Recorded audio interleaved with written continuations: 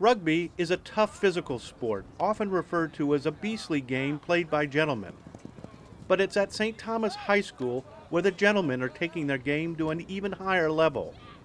For the past few seasons, the Eagles suit up in their most important game wearing pink. It's all for a good cause. St. Thomas is supporting the Pink Ribbons Project, and by wearing pink, they are raising the awareness of breast cancer. Almost everybody has somebody that's had breast cancer or some form of cancer. My mom was a survivor when she was living. My cousin's a survivor. There's another member of the family, a niece that's a survivor. So it's touching to me, and so I'm really proud to be a part of it. The statistics are daunting. 1 out of 8 women will develop breast cancer during their lifetime. This means almost all the young men on the field either know of someone who has battled breast cancer, is battling breast cancer, or will face the issue with a loved one in the course of their life. Every 3 minutes, a new case of breast cancer is diagnosed, but there is good news. When the cancer is detected early, the survival rate is 98%. But on this day, the students are learning another fact. Breast cancer is not solely something women develop. Michael Dale is a breast cancer survivor. He got the chance to speak to the St. Thomas team and thank them for what they are doing. One of the biggest challenges is to not let the unknown become fear and just be diligent, and also as far as what I would say to the young men on the team and men in general is, healthy lifestyle, because they know more and more about diet, about exercise, about alcohol abuse, about weight, that all factors, environmental factors that seem to be factoring into cancers and breast cancer in particular. So just awareness that it's there, and do what you can to prevent it. For the players, Michael Dale's story is an eye-opener. 1 to 2% of all breast cancer patients are male, and 400 men will die from the disease each year. It's not something you think about. When you think about guys having cancer, it's like skin cancer, testicular cancer, something like that.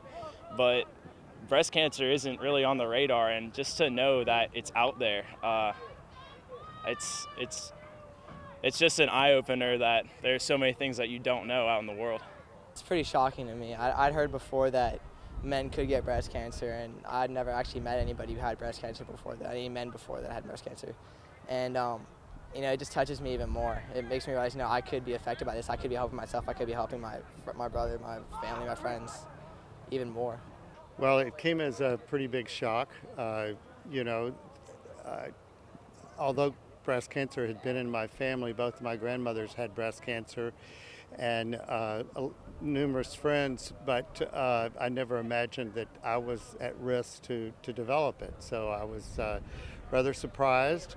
And actually, it was kind of interesting because with breast cancer, male breast cancer being so unique, people's reaction was, wow, so it was almost like for the first couple of weeks, it was kind of cool. And then I realized, hey, I've got cancer, and just really went right on into focusing on what my treatment would be and how I could deal with the treatment and the surgery and get on to survivorship. St. Thomas has been playing the games for the Pink Ribbons Project since 2007. That after one of the coaches had an interesting encounter overseas. It was very personal for me because my grandmother passed away as a result of the illness, and very short story. We were in England, and one of my friends, Eamon Hogan over there, was telling a story about how he was laughing about one of the teams wearing pink jerseys while they were over there. And of course, a woman in the stands told him it was for breast cancer. And I figured if it works for professional rugby, it can work for high school rugby. And timing just so happened that my grandmother had just passed away, so it was kind of a confluence of events that worked out just perfect for us there. Pink Ribbons is really important to my family. It's important to my dad, both my grandmother, my great-grandmother. Bernie Hager was my great-grandmother, who the cup is named after. She was an extremely important part of my family, and we miss her dearly. My grandmother's a real big inspiration for us, and she keeps us going, and to play a game for victims of breast cancer is really inspiring. Well, watching it, you can't really understand what's going through everybody's heads. The emotions of actually playing the game on the field with everybody watching you in such a big atmosphere with everybody supporting a great cause. It's a really good feeling whenever you're watching it, but it takes a whole different level whenever you're playing it, whenever you're actually taking part in the cause and actually doing the work to raise money for breast cancer. And for Coach Mills, the games have become a family affair. Oh man, I couldn't be more proud of my sons. I've been very blessed as a father.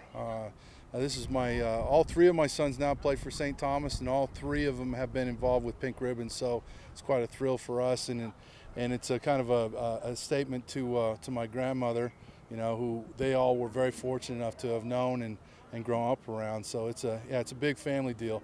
My wife's involved too, so it's kind of like it's a family business here at St. Thomas for us. As for suiting up in pink, the guys see it as wearing a badge of courage.